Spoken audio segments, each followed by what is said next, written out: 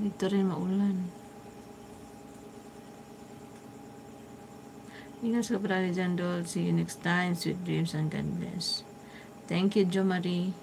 Same to you. Matulog na rin ako kaya alas 10 na. Ayoko nang abutan pa ako ng ano.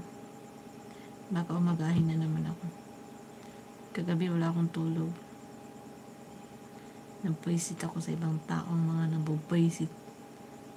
Swerte ng kumot. Bakit? Ano sabihin na mapakumot kayo?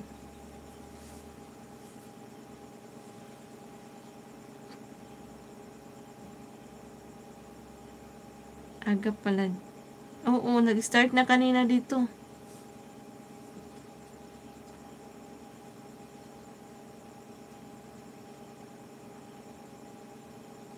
Yung iba sa August pa. August 5. Kilama ko ay kanina. Pasukan.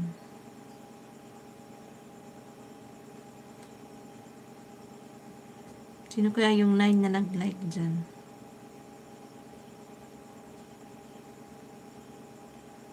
Hindi na paano naman. Tulog na tayo, Chris. Huwag ka na magdapa-dapa dyan.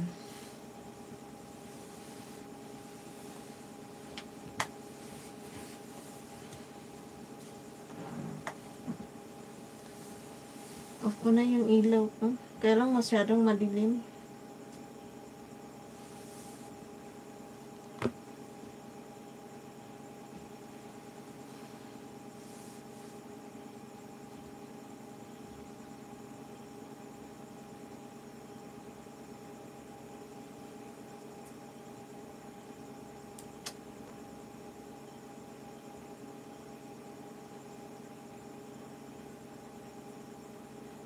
May tutubong pimples mo.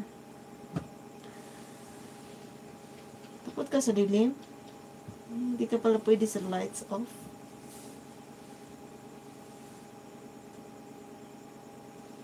Hindi no, malamig nga dito eh. Malamig nga dito.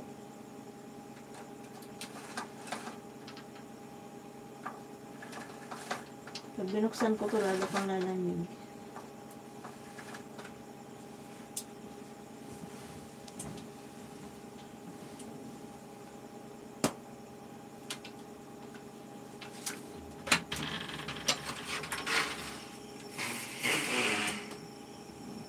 Wala, may nakapasok na lang.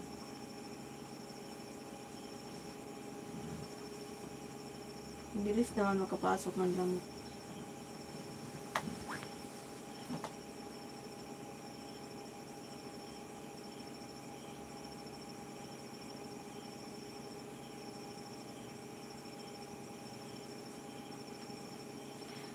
Wala na masyadong kuliglig, no? Tinanggal na kasi dito sa harapan ko yung mga halaman.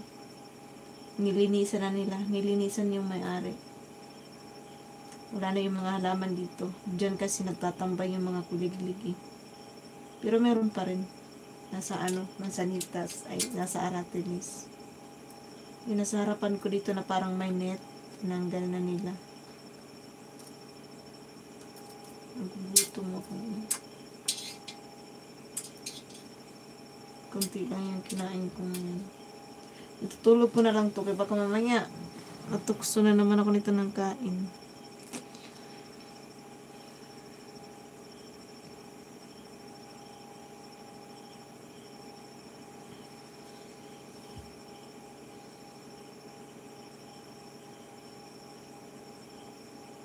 Manok na lang sa umaga.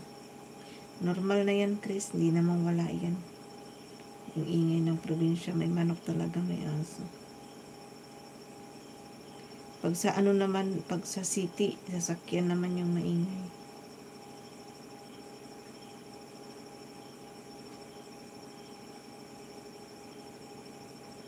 Lumabas na nga akong idol.